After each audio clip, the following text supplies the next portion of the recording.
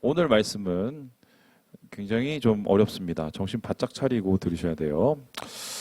왜 어렵냐? 말씀 자체가 어렵진 않아요.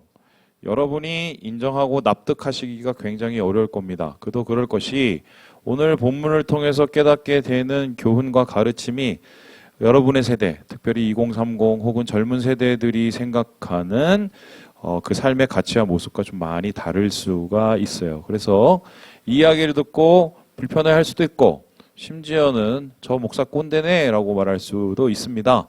왜냐하면은 오늘의 이야기는 성경의 이야기고 성경의 이야기는 변치 않는 이야기고 변치 않는 이야기는 유행을 많이 벗어날 수 있기 때문이에요.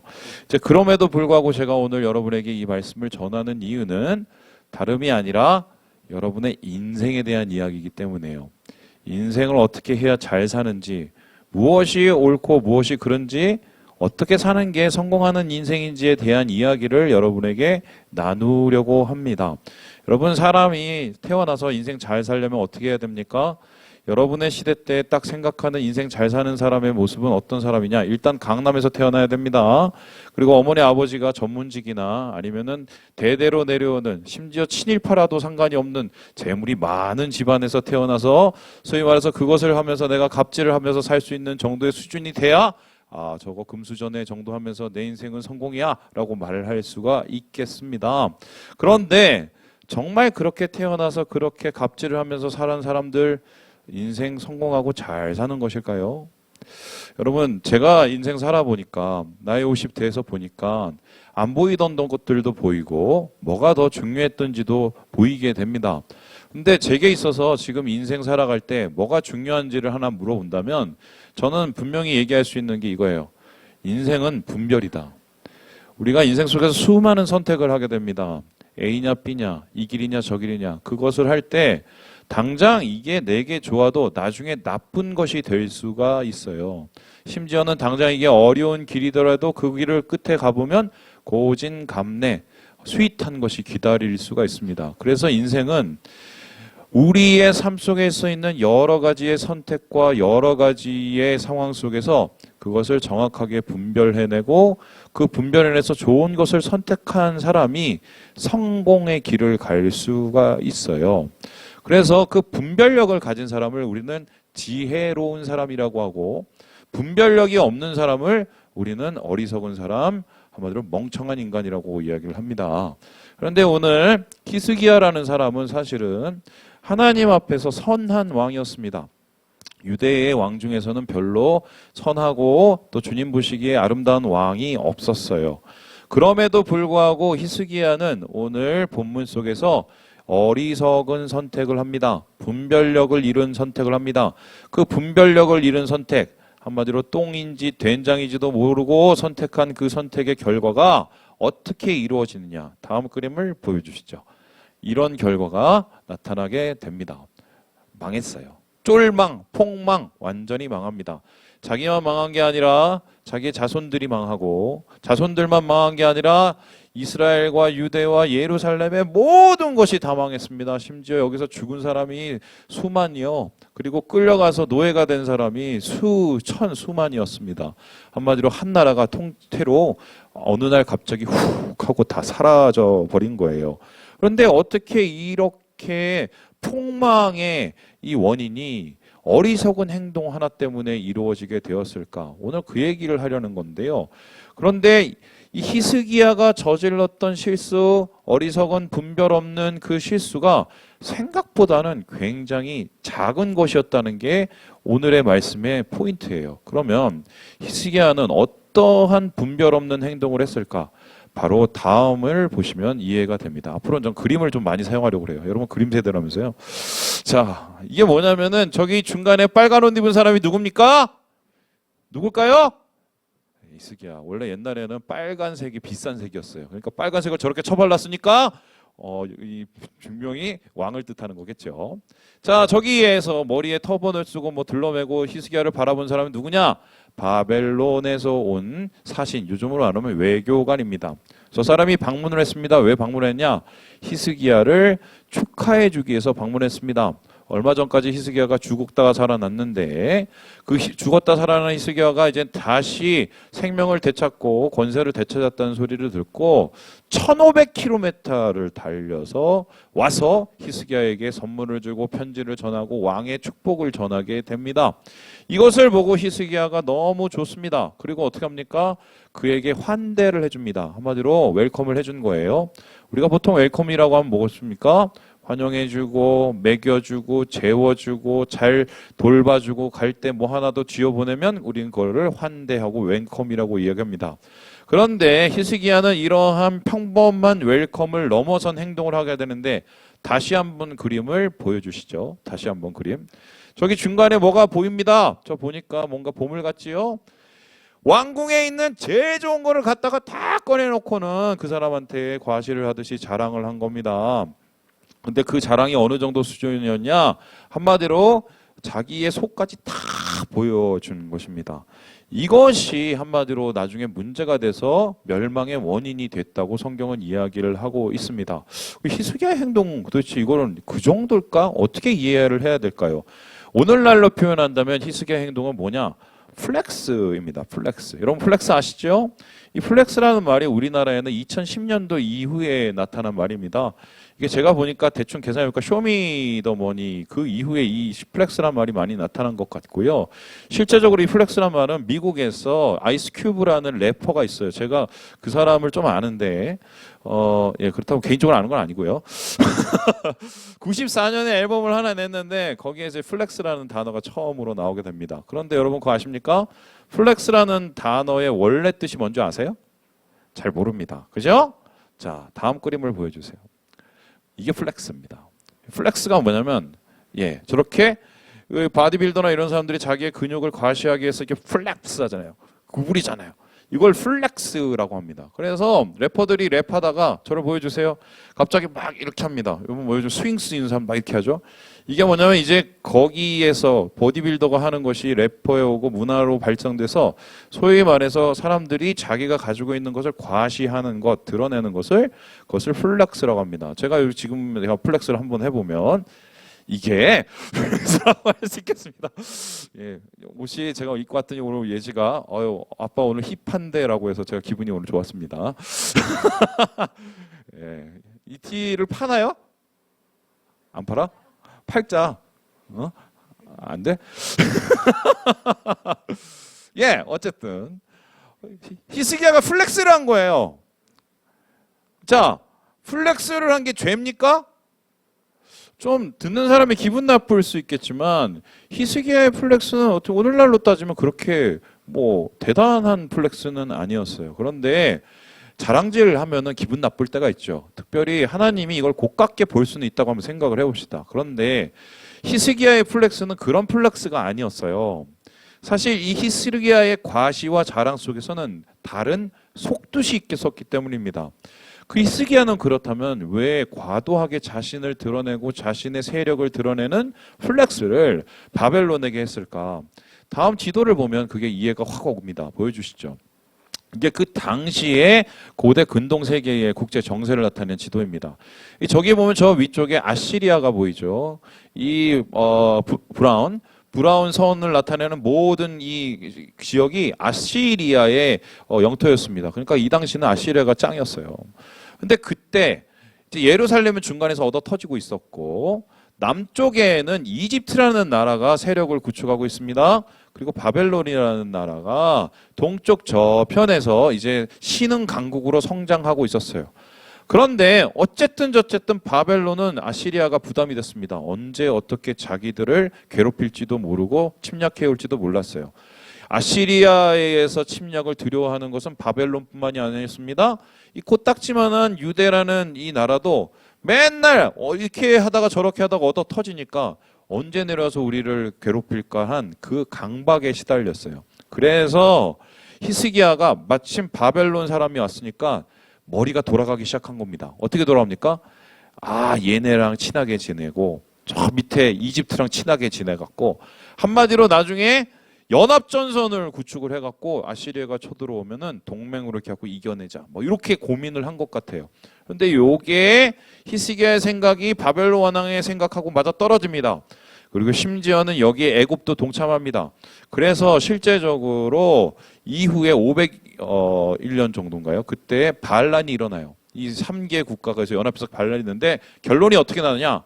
왕창 깨지고 아시리아한테 다 엉망진창으로 밟혀버리겠대요. 지금 히스기야는 이러한 과시를 한 이유는 바벨론에게 그걸 보여주고 싶었던 거예요. 나하고 친하게 지내지 그래. 우리 힘 합쳐서 한번 해보자. 나 니네가 생각하듯이 그렇게 약한 놈 아니야.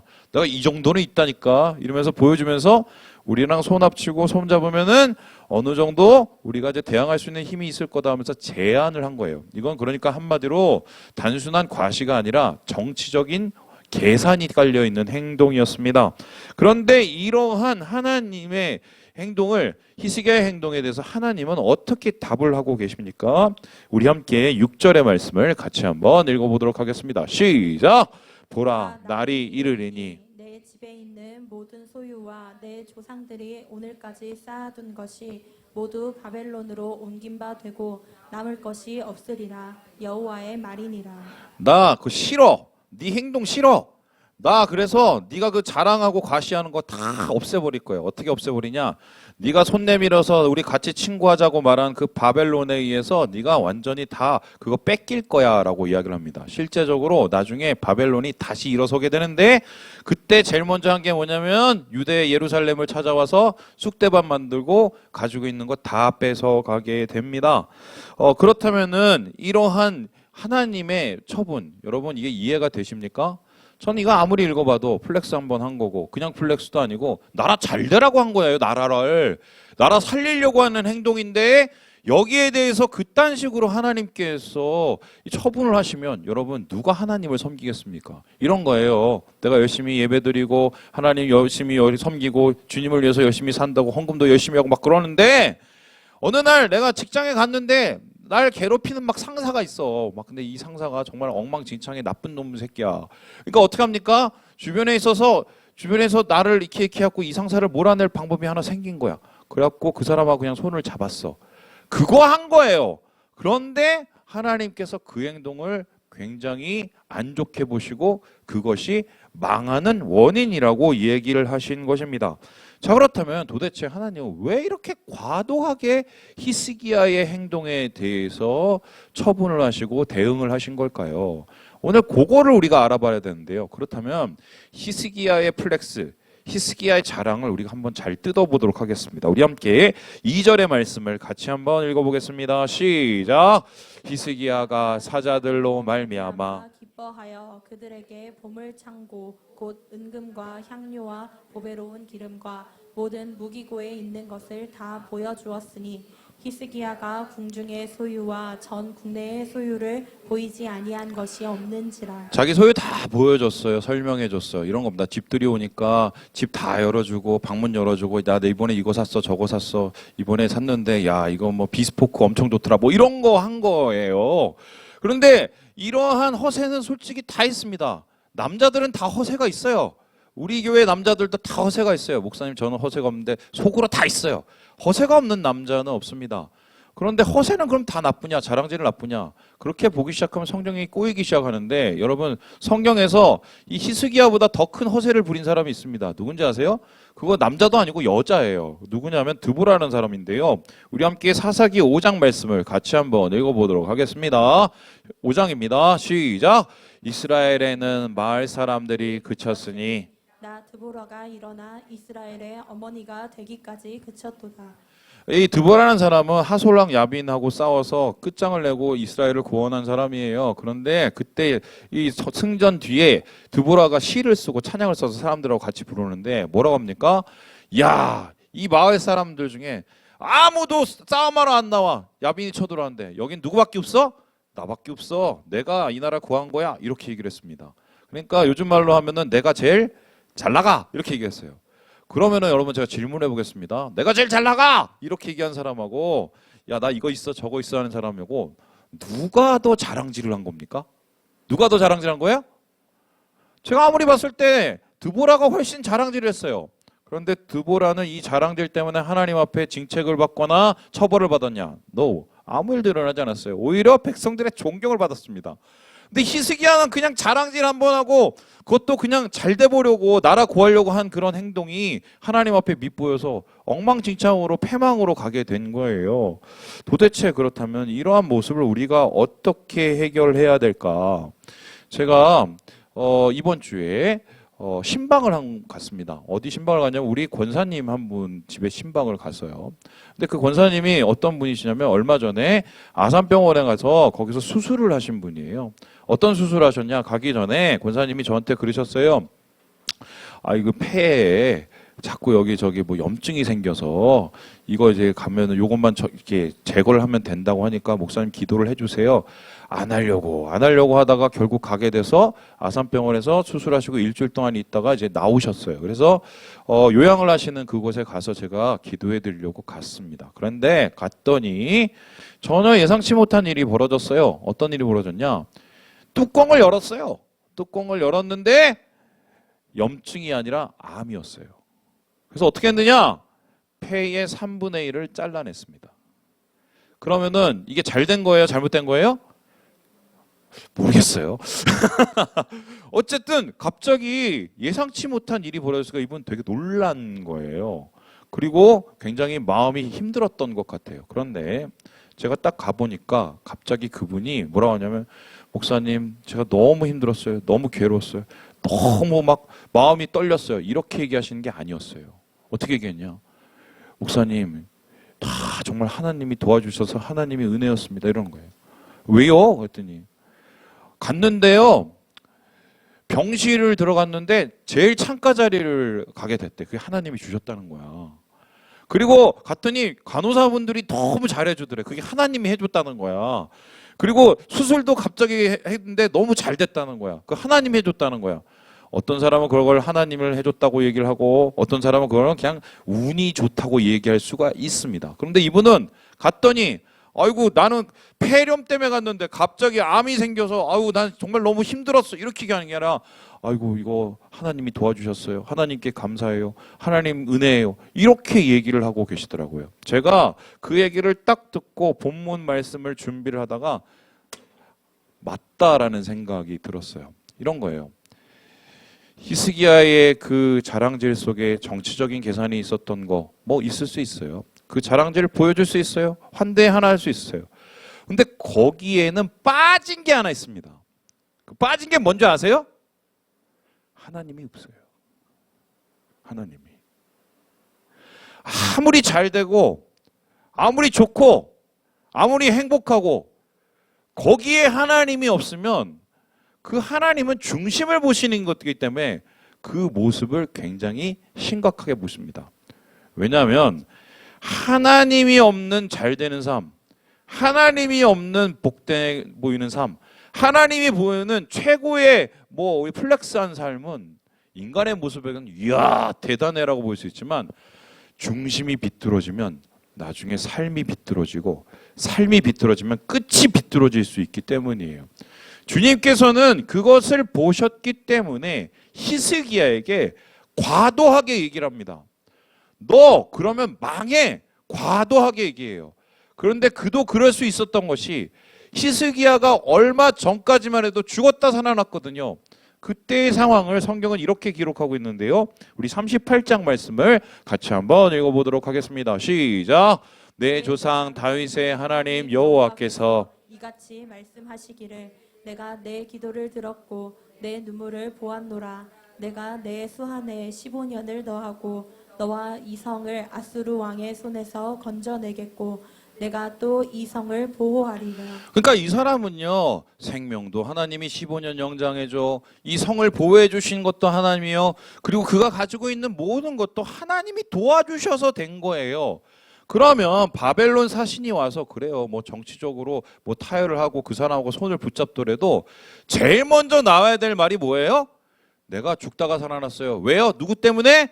하나님이 살려주셨어요 라고 해야 돼요. 이 성을 하나님이 지켜주셨어요 라고 얘기해야 돼요. 그리고 내가 가진 건 하나님이 은혜로 주신 거라고 고백하는 게 맞았어요. 그런데 그 사람의 말 속과 자랑 속과 플렉스 속에는 하나님은 1도 없었어요. 그것은 모두 자기에 의해서 자기의 생각대로 자기의 판단대로 이루어진 것이라고 그는 생각했던 것 같아요. 이러한 모습을 하나님께서 아시고는 그의 패망을 이야기하고 계셨어요. 이런 패망을 얘기할 때는 하나님께서 그가 돌이키길 원하셨기 때문입니다. 그런데 이러한 하나님의 과도한 얘기, 그가 돌아오기를 바라는 그 말씀에도 불구하고 히스기야의 대답은 전혀 뜻밖이었습니다. 우리 함께 8절의 말씀을 같이 한번 읽어보도록 하겠습니다. 시작! 히스기야가 이사야에게 이르되 당신이 이른바 여호와의 말씀이 좋소이다 하고 또 이르되 내 생전에는 평안과 견고함이 있으리로다 하니라. 여러분, 이게 겉으로 보기에는 이렇습니다. 아유, 뭐 어쩔 수 없죠. 뭐 제가 잘못한 건데요. 뭐 그냥 벌 받을게요. 이렇게 합니다. 굉장히 쿨합니다. 이제 플렉스에다 쿨까지 해요. 그런데 거기서까지 보면은 굉장히 대범한 사람처럼 보여요. 그런데 그 다음 말씀이 이상해요. 뭐라고 얘기합니까? 다시 보여주세요. 내 생전에는 평안과 견고함이 있으리로다. 이 소리는 뭡니까? 아유, 다 받아들일게요. 대신에 내 때는 아무 일 없죠? 내 자식이 얼마나 되건 끌려가건 그걸 다 뺏기든 상관이 없는 거야. 내 때는 얼마나 없죠? 아무 일 없죠? 그럼 오케이. 그러니까 이러한 이 히스기야의 행동과 대답을 사람들은 되게 굉장히 모호하게 받아들입니다. 어떤 학자들은 이걸 하나님의 처분을 다 받아들이는 순종이라고 얘기하는 사람이 있는가 하면 어떤 사람들은 이러한 히스기야의 행동은 굉장히 무책임하고 이기적인 언사라고 이야기를 하는 사람들이 있습니다. 학자들도 헷갈려요. 저도 이 부분이 헷갈려서 말씀 준비하면서 되게 헷갈렸는데 갑자기 생각나는 게 하나가 있었어요. 그게 뭐냐면 제가 목회를 하다 보면은 정말 많은 사람들을 만났을 거 아닙니까? 그리고 그동안에 저를 만났고 이 교회를 지나가신 분들 중에 저한테 정말 싫은 소리, 안 좋은 소리 하신 분들 꽤 많았다는 거예요. 그죠? 그러면 제가 그분들 만나고 그 소리를 할 때마다 어떻게 반응했을 것 같아요? 속에서 막 불이 끓습니다. 어떻게 나를 그렇게 오해하지? 어떻게 나한테 목사인데 그래도 저렇게 얘기하지? 막 승질이 막 납니다. 그런데 제가 거기서 승질을 낼까요? 안 낼까요? 못 냅니다. 왜요? 빠지잖아. 그래서 어떻게 합니까? 겉으로는 웃습니다. 아, 예. 아, 제가 한번 고민해 볼게요. 아유, 뭐 제가 부족해서 그래요. 자, 진심인가요? 야, 너 그렇게 얘기하면 내 아주 그냥 이게 내 속이야. 사실은 빠지잖아. 그러니까 겉으로는 어쩔 수 없죠. 뭐 받아들여야죠. 그런데 서운한 거죠. 저는 히스기야의 이 말 속에는 서운함이 있다고 생각해요. 내가 이때까지 한 게 있는데 나자만 잘 돼보려고 그런 게 아니라 우리나라 살려보려고 그러는 건데 하나님이 여기에까지 대해서 이렇게 하시면은 내가 이건 좀 억울한데? 너무 서운하게 하시는 거 아니야? 이렇게 받아들여서 이런 식의 이야기를 미묘하게 모호하게 한 것이 아닌가. 여러분, 그런데 이러한 대답이 과연 옳을까요? 세상에는 머리가 좋은 사람이 있고 머리가 나쁜 사람이 있습니다. 어리석은 사람이 있고 지혜로운 사람이 있습니다. 그런데 아무리 지혜롭고 저희 형님은 멘사 회원이에요. 50이 넘어요. 150이. 키가 아니라 이 머리가 얼마나 똑똑하겠어요. 우리 형님의 판단과 우리 형님의 모든 계획과 우리 형님의 모든 삶 속에서의 행동들은 다 지혜롭고 옳을까요? 아니겠죠? 멘사 회원도 실수를 할 수 있습니다. 자기의 아집 때문에 실수를 하기가 더 쉬울 수도 있어요. 때때로 내가 하나님께서 하시는 말씀들과 하나님께서 내게 행하시는 여러 가지의 모습을 도대체 이해하지 못할 때가 있어요. 이때까지 내가 한 게 있는데 어떻게? 아니 내가 하나님한테 내가 그때 매달려 기도한 게 있는데 어떻게? 이거 자랑질 좀 했다고 이렇게 막 망하게 하고 속상할 수 있죠. 자존심 때문에. 그런데 그때는 우리가 어떻게 해야 되느냐? 잠시 말을 꺼놔야 될 때예요. 그리고 뭡니까? 엎드려야 할 때예요. 왜냐하면 하나님의 지혜는 나보다 높고 하나님의 생각은 나보다 더 깊기 때문입니다. 그래서 그때는 엎드려서 뭘 해야 되냐? 주님, 제가 도저히 깨닫지를 못하겠는데 하나님이 왜 이렇게까지 제게 하시는지를 잘 모르겠는데 주님 지혜를 주셔서 주님 뜻을 알게 하시고 그게 정말 옳은 길이면 내가 돌이키게 해달라고 그렇게 기도를 해야 그게 복된 기도거든요. 그런데 히스기야는 아쉬움과 서운한 마음과 슬픈 감정 때문에 그걸 포기해 버리고 말아요. 그리고 나서는 어떻게 됩니까? 나라는 히스기야 죽음 이후로 완전히 기울어져 버립니다. 심지어 히스기야 애들이 므낫세인데요. 므낫세는 하나님께서 말씀하신 예언대로 바벨론으로 끌려가서 온갖 수모를 당하다가 돌아오기도 해요. 여러분, 저는 오늘 이 말씀을 보면서 여러분에게 좀 질문을 해보고 싶어요. 히스기야가 이러한 망하게 된 원인이 된 이 자랑질이 언제 있었는가? 하나님의 복을 받고 난 바로 다음이었습니다. 죽어가는 삶을 하나님께서 15년이나 연장을 해주시고, 그리고 하나님께서 그의 성을 지켜주시고 그에게 풍요로운 것을 주신 그 몇 달 후에 하나님이 없는 자랑질을 하게 되었어요. 자, 묻습니다. 이게 복입니까? 독입니까? 이게 축복입니까? 저주입니까? 우리는 보통 그렇게 생각합니다. 하나님, 저 구질구질하게 살기 싫어요. 저 막 축복 잘해주시고, 막 대학도 막 탁 붙게 해주시고, 막 찍으면 다 맞게 해주시고, 그리고 가는 직장 무조건 다 좋게 해주시고, 내가 이렇게 열심히 하는데 막 인정도 받아야죠, 하나님. 제가 하나님한테 하는 게 있는데, 그리고 하나님께서 그렇게 해주시면 나 복 받았다고 생각합니다. 그렇게 안 되면은 하나님 나 싫어해. 하나님 뭐 나한테 어떻게 이랬어? 아쉽습니다. 정말 그게 복일까요? 정말 그게 안 된 걸까요? 정말 그게 잘 된 걸까요? 여러분, 저는 이것을 판단하기에 앞서서 여러분에게 히스기야와 전혀 반대 사람을 한 명 소개하고 오늘 얘기를 마치려고 합니다. 그 사람이 누구냐? 바로 바울이라는 사람이에요. 바울은 되게 강한 사람이었어요. 2만 킬로를 달려가면서 복음 전한 하나님의 열심히 있는 일꾼이었습니다. 그러한 바울에게 약점이 하나 있었습니다. 그 약점이 뭐냐? 육체의 가시라고 합니다. 그 육체의 가시는 다름 아니라 학자들은 간질이나 안질이라고 얘기를 했어요. 여러분, 제가 한번 예를 들어볼게요. 오늘 이렇게 여러분 앞에서 설교를 하다가 갑자기 제가 개거품 물고 여기서 자빠졌다고 생각을 해보세요. 제가 아무리 은혜로운 말씀을 여러분에게 전해도 그게 은혜롭게 받아들여지기가 많이 힘들 거예요. 바울이 그런 일을 몇 번을 겪었어요. 그래서 그의 삶 속에서, 사역 속에서 계속 이러한 강박이 있었고 여기서부터 벗어나고 싶었던 것 같아요. 그래서 하나님께 히스기야처럼 내 생명에서 구해달라고 이렇게 기도를 합니다. 우리 같이 한번 고린도 후서 말씀을 읽어볼까요? 같이 한번 읽어보겠습니다. 시작! 이것이 내게서 떠나가게 하기 위하여 내게 3번 주께 간구하였더니 나에게 이르시기를 내 은혜가 내게 족하도다. 이는 내 능력이 약한 데서 온전하여짐이라 하신지라. 하나님 고쳐주세요. 간절히 3번. 이 3번 했다는 건 계속 기도를 했다는 소리예요. 하나님, 이게 나를 위해서 그런 게 아니잖아요. 사역 잘하려고 그런 건데 고쳐주세요. 이 정도는 제가 이때까지 한 게 있는데 고쳐주셔야지, 도와주셔야죠. 그런데 하나님께서 이러한 바울의 기도에 뭐라고 응답하십니까? No, 안 돼. 왜요? 물어봤습니다. 그랬더니 하나님께서 뭐라고 말씀하셨습니까? 다시 띄워주겠어요? 내 은혜가 내게 족하도다. 바울아, 이게 은혜야 라고 얘기를 합니다. 그리고는 뭐라고 합니까? 나의 능력은 약한 데서 온전하여진다. 약한 데서 나온다고 얘기합니다. 히스기야는 하나님 앞에 고쳐달라고 기도를 했어요. 고쳐줬어요. 15년 살았어요. 축복도 주셨어요. 그리고 막 나라도 부강해졌어요. 그런데 하나님 앞에서 하나님을 잃어버렸습니다. 그런데 지금 바울은 어떻게 했어요? 고쳐주세요! 안 고쳐줘. 그리고 하나님 이거 낫게 해주세요. 안 낫게 해줘. 그리고 어떻게 합니까? 그게 너에게 은혜야 라고 합니다. 이런 하나님의 말씀을 받아들이기가 처음에 힘들었겠죠.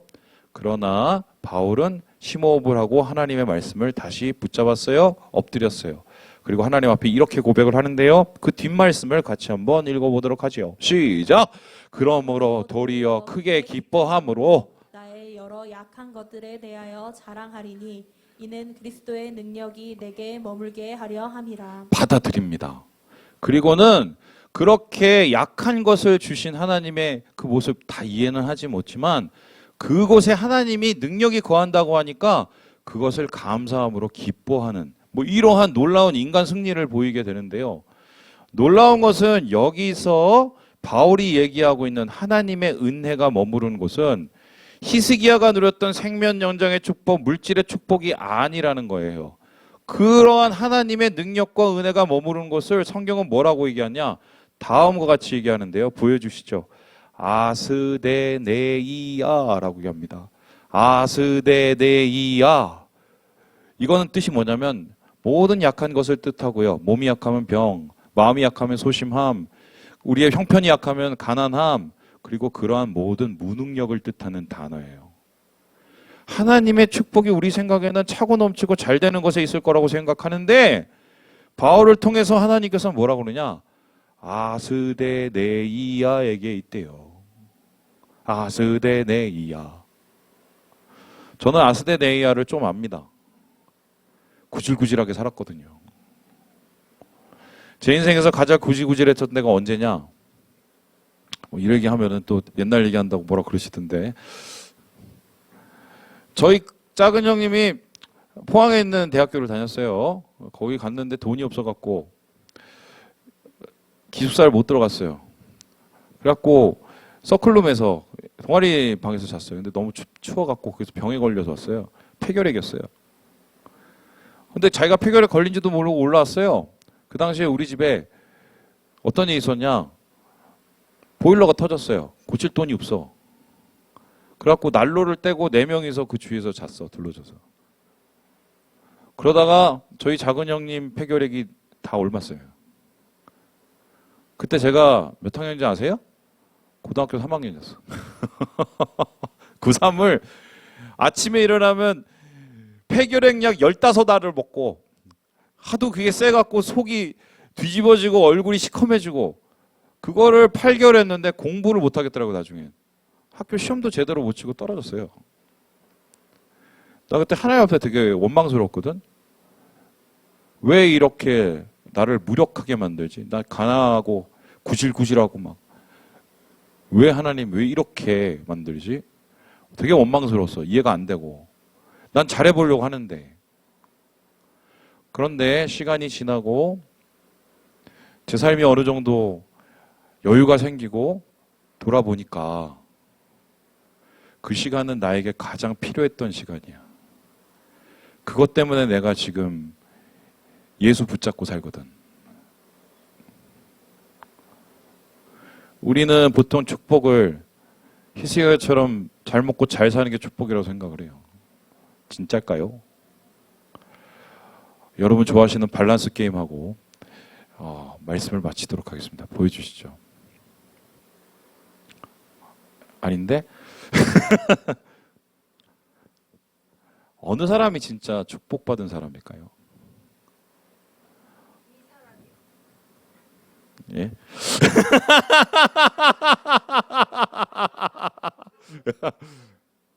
누가 진짜 행복한 사람일까? 아무리 다 가져도 주님이 없으면 다 이런 거예요. 이거를 잘 모를 거야 우리 친구들은. 다 깨져보고 나서 안다. 남자들은 이쁜 여자 쫓아나서 계피 보고 아는 게 주님이 없는 삶은 아무것도 아니라는 거야. 오늘 말씀을 통해서 진짜 행복, 진짜 축복, 하나님이 원하시는 아스데네이아의 은혜를 누리시는 우리 모든 형제 자매들 되시길 주님의 이름으로 축원합니다. 아멘. 기도하겠습니다.